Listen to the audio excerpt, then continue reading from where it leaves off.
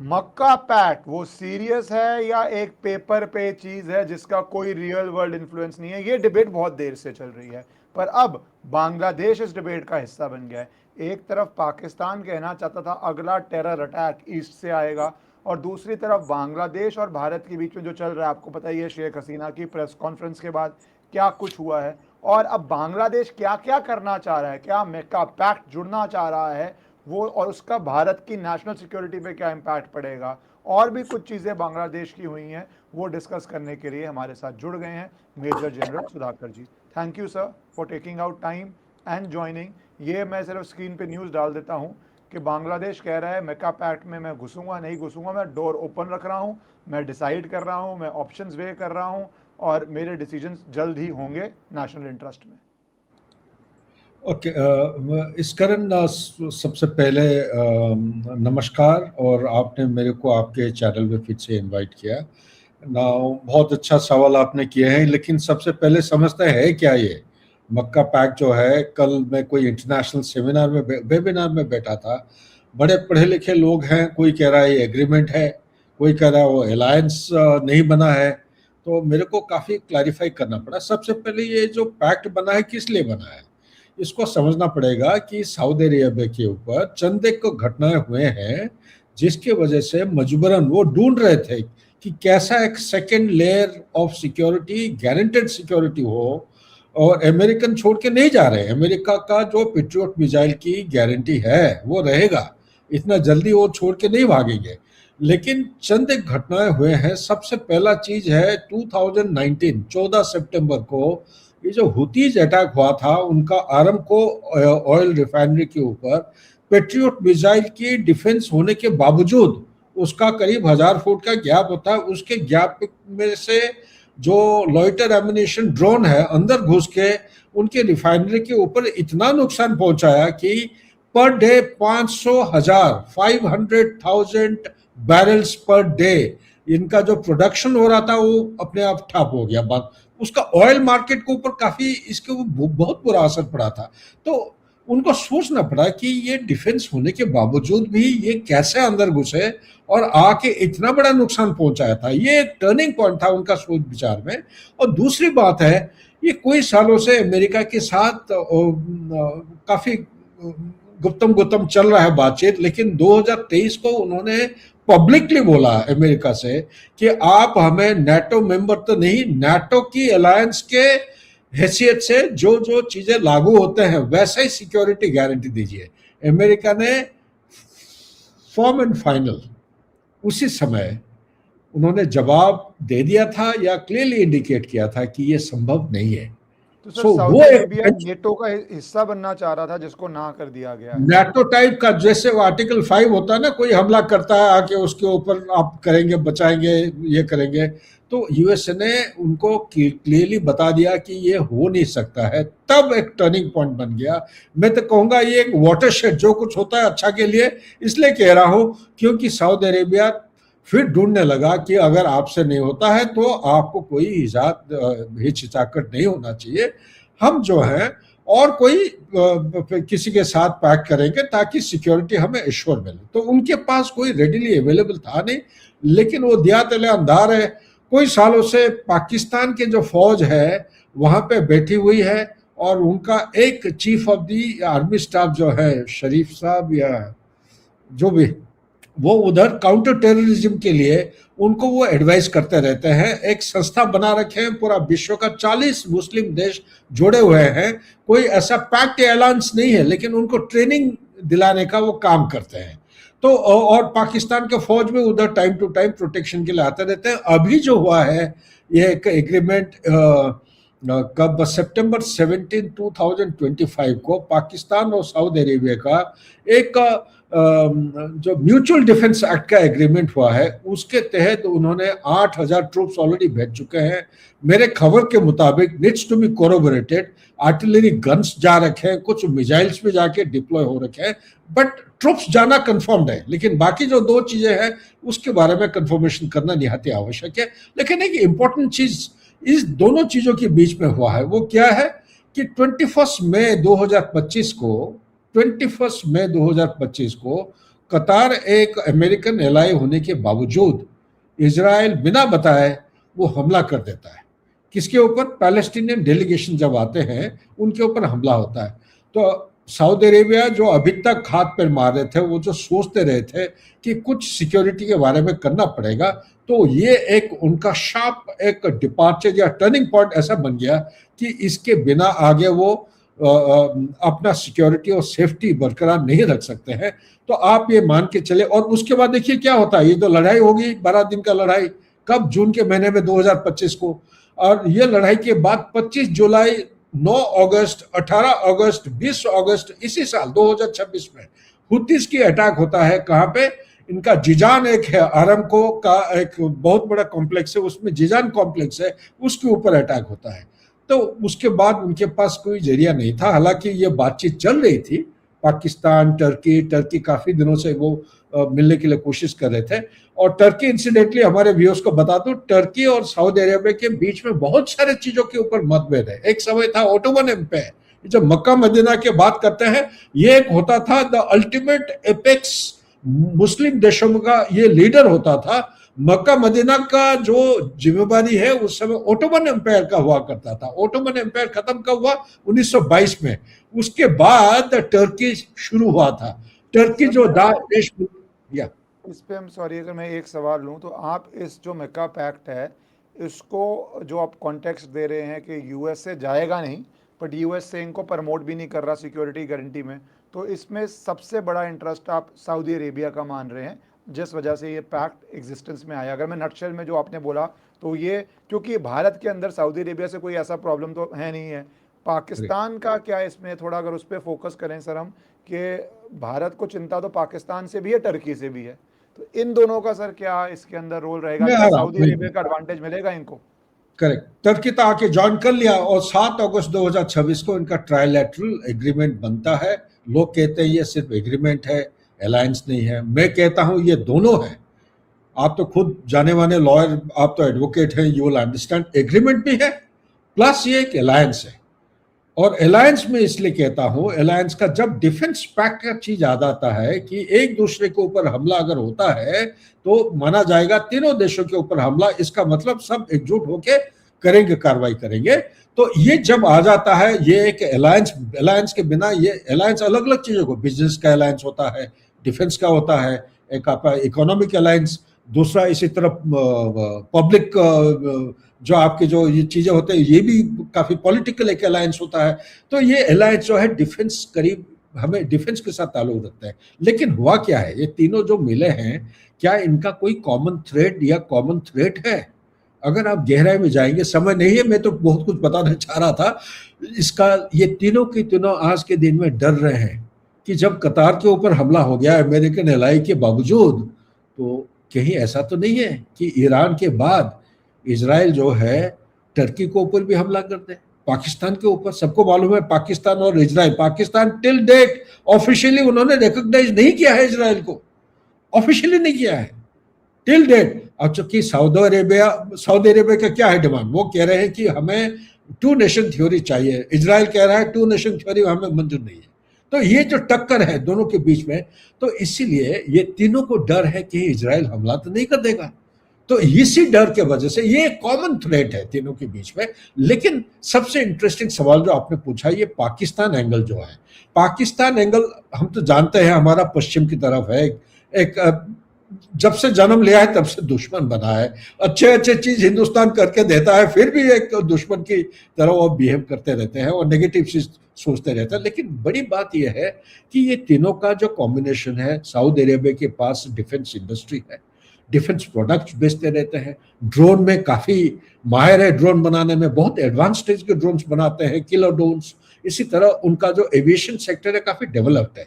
कान जो 5th generation aircraft बनाने वाले बड़े गिने चुने देश, अमेरिका है, चाइना बना रखा है JF-17, और इसी तरह रशिया के पास है, सू सीरीज में आ जाता है। और आपका फ्रांस का, अभी तक फ्रांस जैसे देश है उनके पास 5th जनरेशन नहीं हो पाया है, यूके के पास नहीं है। लेकिन ये जो है ये नाटो का एक मेंबर है, नाटो का मेंबर प्लस डिफेंस इंडस्ट्री में काफी माहिर है। सऊदी अरेबिया के पास पैसा है, ऑयल है, और पाकिस्तान इज द सिक्स्थ, पहले सिक्स्थ लार्जेस्ट होता था, आजकल सेवेंथ लार्जेस्ट आपको ओपन सोर्स में मिलेगा। एक्चुअली ये नाइन्थ लार्जेस्ट आर्म फोर्सेस है।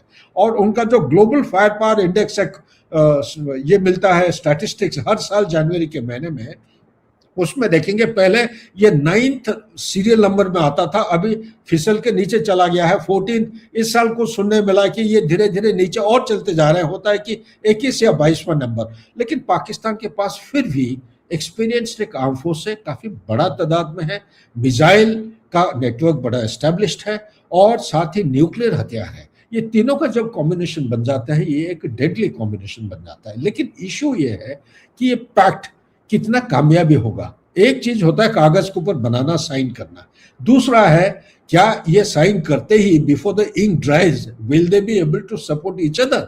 आप देखिए आज के दिन में विश्व में एक ही ऑर्गेनाइजेशन है जो इस किस्म का पैक्ट के ऊपर बढ़ रहा है, या अभी थोड़ा सा तो काफी डिस्ट्रप्शन हो गया है, वो है नाटो। नाटो शुरुआत हुई थी 1949 में 12 मेंबर के साथ, आज के दिन में 32 मेंबर है। लेकिन नाटो का जब बात करते हैं आप देखेंगे उसका एक जॉइंट कमांड कंट्रोल सेंटर है, उनका एक जॉइंट फोर्स है, उनका एक्सरसाइजेस होते रहते हैं time to time, interoperability, उनका कम्युनिकेशन एक कॉमन कम्युनिकेशन का नेटवर्क है, और इनका जो हुक्म पास होता है सूझबूझ के साथ, एक उनका एक इंस्टीट्यूशन है, यानी कि structural institutional support system is existing. और ये सारे चीजें करते करते उनको 1 साल नहीं, 2 साल नहीं, ये 30 साल से 40 साल लग गए थे, तब जाके वो इफेक्टिवली, आप देखेंगे ये जो ग्लोबल वॉर ऑन टेरर 9/11 के बाद पहली बार नाटो इस किस्म के मोबिलाइज हुए थे। पूरा नाटो फोर्सेस अमेरिका के ऊपर जो हमला हुआ तो सब के सब मोबिलाइज हुए थे। आप देखेंगे ये 99 से लेके 2001 से लेके 2021 तक 20 साल तक डिप्लॉय रहे। नाटो का फुल फ्लेजेड इफेक्टिव डिप्लॉयमेंट पहली बार हुआ है, वो था मिडिल ईस्ट में, और ये अगस्त 2021 को वापस चले गए थे। मैं सिर्फ कहना ये चाह रहा हूं कि ये इतना आसान नहीं है, बहुत टाइम लगता है, बहुत मशीन चाहिए, बहुत डिफेंस हार्डवेयर चाहिए, स्ट्रक्चर्स चाहिए, पॉलिसी चाहिए, आपको कोऑर्डिनेशन के लिए एक्सरसाइजेस चाहिए, आपको बहुत रिहर्सल करना पड़ता है, तब जाके आप कामयाब हो सकते हैं। क्या आप मुझे बताइए, सऊदी अरेबिया के ऊपर अगर अटैक होता है, क्या पाकिस्तान ईरान को हमला करेगा? आप बताएं, आज के दिन में जिस किस्म की डायनामिक्स है, उसके हवाई जहाज को बचा के रखा है, ईरान के हवाई जहाज को छुपा के रखा है पाकिस्तान। क्या पाकिस्तान हमला करेगा ईरान से? ईरान से वो छुपा के वो तेल ले रहे हैं दूसरे रास्ते से।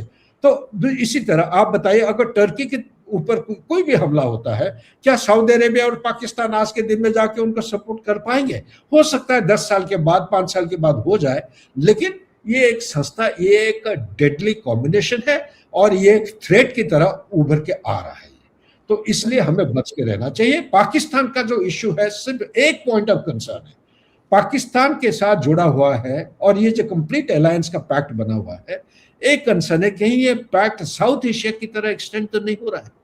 अगर साउथ एशिया, आज जैसे हम बात कर रहे हैं, कल मैं था वेबिनार में, उस समय चर्चा चल रही थी, बांग्लादेश बोल रहा है कि डोर ओपन, आपने भी दिखा दिया वो article, my doors are open, वो ज्वाइन करना चाह रहे हैं। ठीक है, नहीं ज्वाइन करेंगे नहीं करेंगे बात अलग, लेकिन सबसे बड़ी बात एक रिलीजियन आ जाता है इसमें, तीनों के तीनों सुन्नी मुस्लिम के एक पहलू लेके ये जोड़े हुए हैं। ये लग रहा है मेरे को, कभी कभी मैं ये सोचता हूं कोई आईसिस कैलिफेट नहीं, या आईएसआई का कैलिफेट नहीं, या कोई टेररिस्ट ऑर्गेनाइजेशन नहीं, ये तो देशों का एक किस्म का एक कैलिफेट बन रहा है। जब बांग्लादेश के साथ जुड़ जाएंगे, मेरे विचार के मुताबिक खतरा का जो डायमेंशन है ये दूसरा और अलग किस्म का पहलू ले लेता है। या मैं इसलिए आना चाहता हूँ इस पे, क्योंकि एक शक्तिशाली देश भी, जैसे हम वाइल्ड में बोलते हैं कि वाइल्ड हाइनास अगर 20-25 हो जाएं तो एक अडल्ट लायन को भी वो हरास कर सकते हैं, भगा भगा के थका सकते हैं, डिस्टर्ब कर सकते हैं, शायद मार भी सकते हैं। खैर मारना तो डिफिकल्ट है, but wild pack of hyenas is a big big danger to even a adult lion. तो सर ये जो सारे अलग अलग हाइनास हैं, क्या ये जुड़ जाते हैं तो भारत के लिए चुनौती तो आप जैसे बोल ही रहे हैं बनी जाती है। दूसरा इसमें एक एंगल है जहाँ पे रिपीट कर रहे हैं हम बात, बांग्लादेश को हमने क्रिएट किया, पंजाबी पाकिस्तानी आर्मी से बचाया, एक्सेट्रा एक्सेट्रा, वो लॉन्ग स्टोरी है, डोंट रिपीट इट। बट उसके बाद दिशा तो उसकी वहीं ड्रिफ्ट कर रही है। पाकिस्तान टेरर के लिए भी बोलता है जो आपने मेंशन किया, और अब अगर देश भी जुड़ रहे हैं तो sir how serious do you think And is there possibility of Bangladesh joining this MECA pact? And क्या भारत को उसके ऊपर फिर डिसाइसिव कदम लेना पड़ेगा? क्योंकि वर्ल्ड हिस्ट्री में जब रशिया क्यूबा में अपनी मिसाइल भेज रहा था तो US said it's an act of war. It was willing to go any extent not to allow missiles to come to Cuba. Do we allow Pakistani military infrastructure via Turkey or even via other sources to come to Bangladesh, or there are limited options? मतलब किस तरह आप उसको देखेंगे sir बात को? देखिए, सबसे पहला चीज at the cost of being called as an alarmist, कल भी मेरे को बहुत विद्वान पढ़े लिखे विदेश के लोग थे और हमारे भी एक एम्बेसडर साहब थे, उनके तरफ से ये कमेंट मिला कि आप फौजी होने के बावजूद एक अलार्मिस्ट की तरफ बात कर रहे हैं. मैं देखिए, मैं फौजी हूँ और फौजी हमेशा प्रोएक्टिवली सोचता है. मैं देश के हित के लिए सोच रहा हूँ. मैं कह रहा हूँ डेंजर हो या ना हो, ये इस किस्म की कॉम्बिनेशन, आप डेंजर की तरह अगर नहीं सोचेंगे तो आपके एक्शन नहीं होगा. एक्शन नहीं होगा, तैयारी नहीं होगा. तैयारी नहीं होगा, पहलगाम जैसे हुआ था, 26 आदमी बार बार मारते रहेंगे खुले ब्रॉड डे लाइट में. क्या ये मंजूर है आपको? It is better to be called as an alarmist and be prepared as a nation to prevent occurrence of these kind of things. मेरा ये है प्ली है हमारे सिटीजन, हमारे लीडरशिप को उसको उस पहलू से देखिए. और दूसरा पहलू जो आपने बहुत बढ़िया, मैं आपको बधाई देना चाहता हूं, जो बात कह रहे हैं, टर्की कहाँ है? यहां से 3000 किलोमीटर दूर, 3000 से ज्यादा होगा बल्कि, या 4000 किलोमीटर होगा. 4000 किलोमीटर से आके उसको क्या पड़ा है पाकिस्तान को सपोर्ट करने की?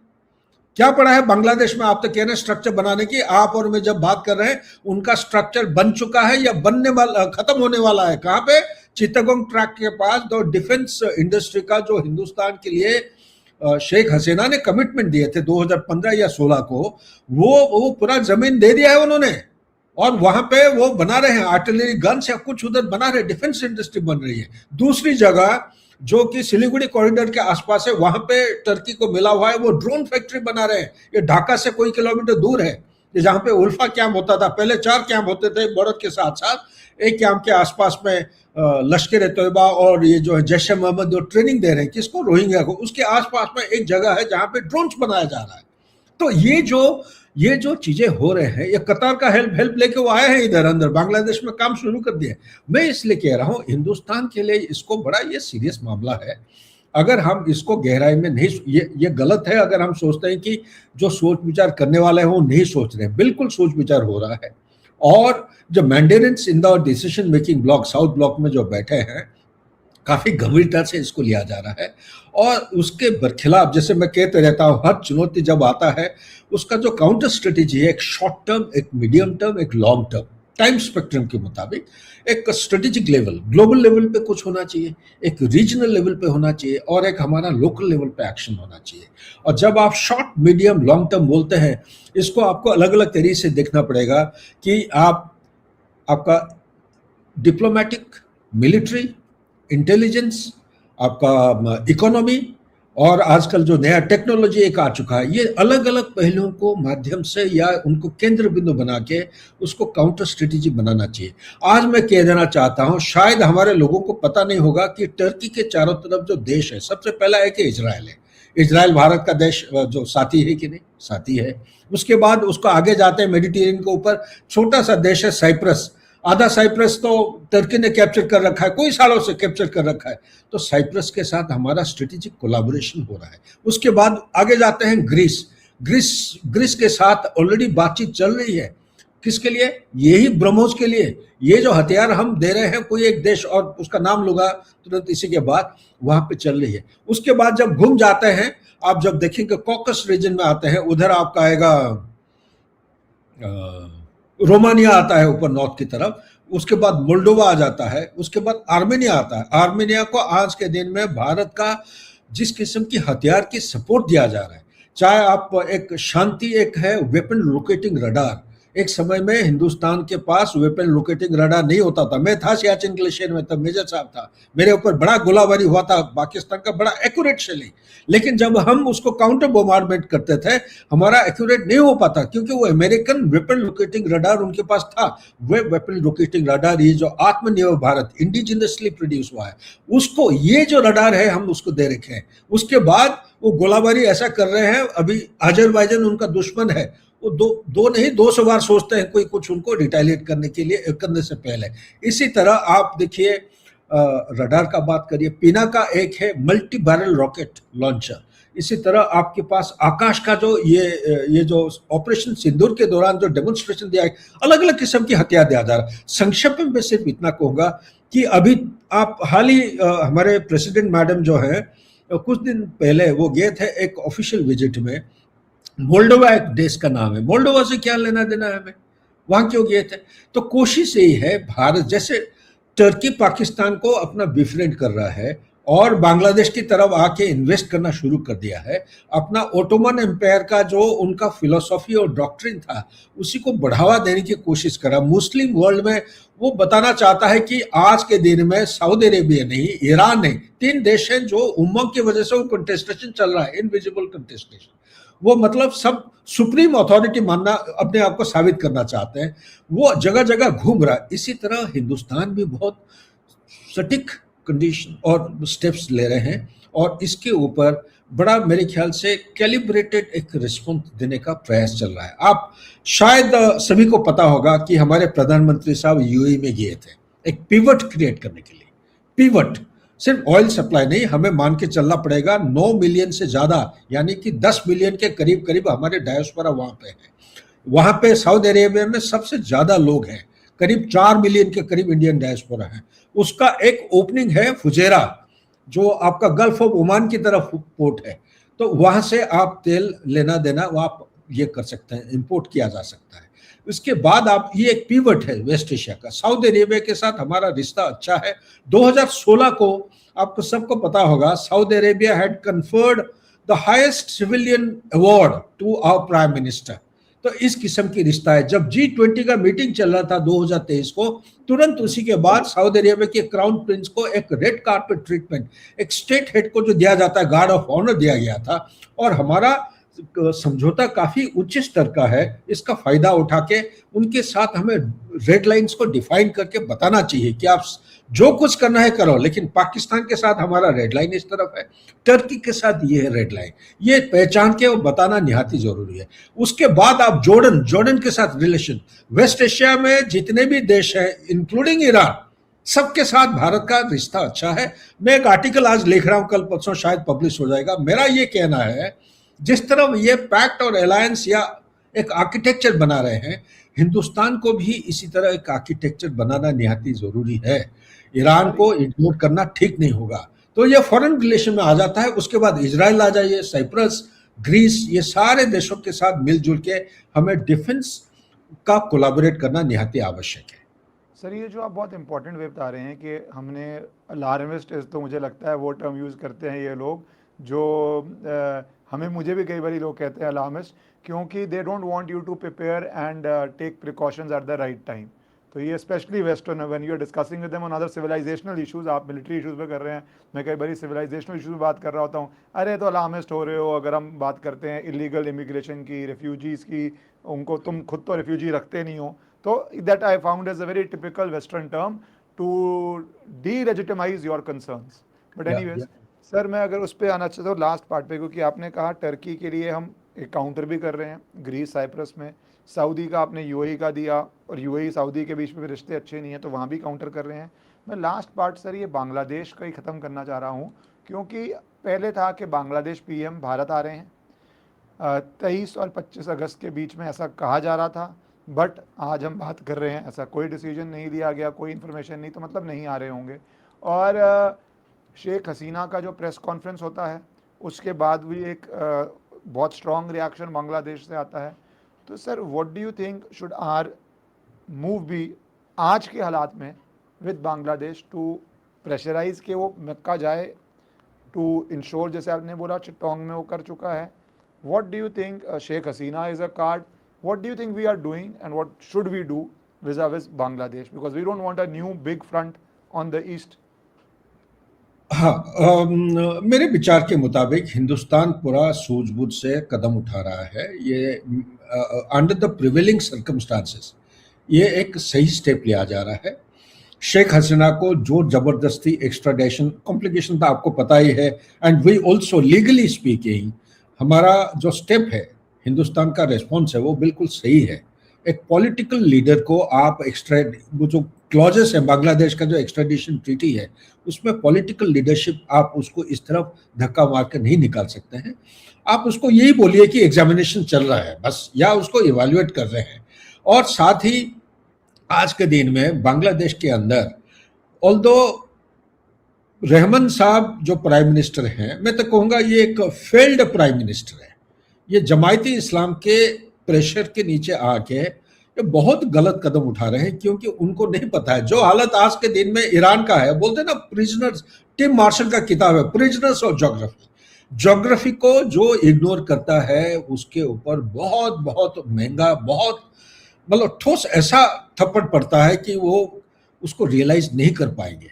ये जो ज्योग्राफी है हिंदुस्तान के साथ, आप देखिए 4096 किलोमीटर का बॉर्डर 5 स्टेट के साथ, तीनों डायरेक्शन, और एक तरफ समुद्र है बे ऑफ बंगाल। आप तीनों 4 अगर कार्डिनल डायरेक्शन लेते हैं, 4 में से तीनों डायरेक्शन से हिंदुस्तान का साथ बॉर्डर है। नंबर 1। नंबर 2, हमें मालूम है कि चाइना का घुसपैठ बहुत गहराई हो चुका है, बहुत प्रभाव है, बहुत पैसा आके लगे हुए हैं, और साथ ही यूएसए का एक डबल गेम चल रहा है। इस हालत में हिंदुस्तान का एक तो एक कैबिनेट मिनिस्टर की स्टेटस में एक एनवॉय, जिसको हाई कमिश्नर, ये हाई कमिश्नर पहले कहते थे, कॉमनवेल्थ कंट्रीज में हाई कमिश्नर होते हैं। अभी जो हमारे जो साहब हैं त्रिवेदी साहब, ये एक कैबिनेट मिनिस्टर की बराबर नहीं है, उनको स्टेटस ऑलरेडी मिल चुका है।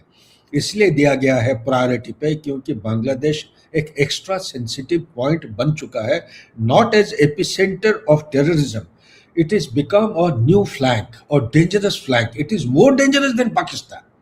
इसीलिए क्योंकि ग्लोबल जो इंटरसेक्टिंग जो स्टेक होल्डर्स हैं, अमेरिका हो गया, चाइना हो गया, एक मुस्लिम ब्रदरहुड वहां पे प्रवेश कर चुका है। मुस्लिम ब्रदरहुड, ये जो नाम सुनते हैं ना, हमाज या हिजबुल्ला, ये हर एक चीजों के साथ जुड़े हुए हैं। मुस्लिम ब्रदरहुड का वहां पहुंचना, कतर और टर्की वहां पहुंचना, ये एक खतरनाक, क्योंकि कहाँ मेडिटेरेनियन वहां के जो देश है उधर से आके यहाँ मिल रहे हैं, कहाँ वेस्ट एशिया पर्शियन गल्फ से लेके यहाँ के ऑलरेडी जुड़ चुके हैं। और इस्लाम के नाम पर इस किस्म की चीजें होना, ये बहुत डेंजरस एक चीज है। तो हिंदुस्तान जो है, सबसे पहला चीज है कंटेन, मेरे विचार के मुताबिक शॉर्ट टर्म, वही मैं कह रहा हूँ, short term, medium term, long term. Short term में अच्छी तरह स्टडी करिए कहाँ से डेंजर है, प्रायोरिटी दीजिए थ्रेट को, वो ऑलरेडी दे चुके हैं।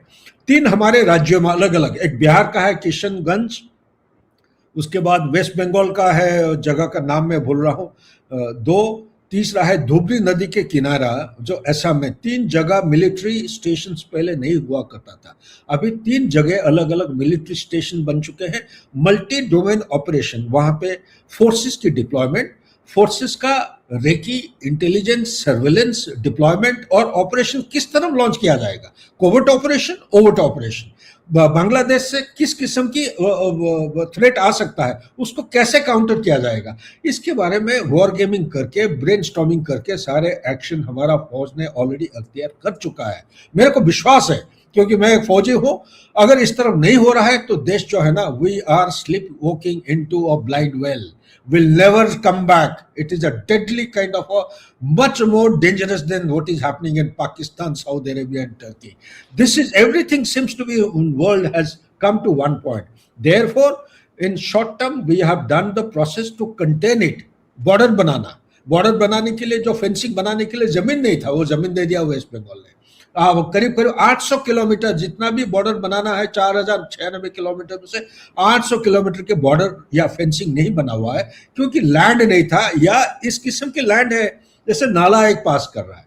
और यहीं पे एक काम खत्म करता हूं कि 54 नदी है जो हिंदुस्तान की तरफ से बांग्लादेश की तरफ जाता है, इसको एक लेवरेज की तरह यूज करना है। अभी गंगा जो गैंजेस नदी है, उसका एग्रीमेंट खत्म हो रहा है 26 नवंबर या दिसंबर में इसी साल, और ये खत्म होने से पहले आपके पास एक ऑप्शन है। आप बिहार जैसे देशों को, प्रदेश को पानी ना दे के वो पानी पूरा आप दे रहे हो कहाँ, बांग्लादेश में। आप सोचिए कि हमारा जो स्टेट है वहां पे पानी होना निहायत जरूरी है। वेस्ट बंगाल में पानी होना, तीस्ता नदी, तीस्ता बहुत सारे कारण के वजह से, मैं तो यहाँ पे कहूंगा, बाकी सारी चीजें मैं सहमत नहीं हूँ। ममता दीदी जब थे चीफ मिनिस्टर, उन्होंने बहुत कुछ जो इंटरनेशनल लेवल का जो एग्रीमेंट होना था, उन्होंने बहुत बहुत रोकथाम की है। लेकिन एक ये चीज है इसका मतलब अभी हाइंडसाइड में मुझे लग रहा है कि उन्होंने सही कदम उठाया था।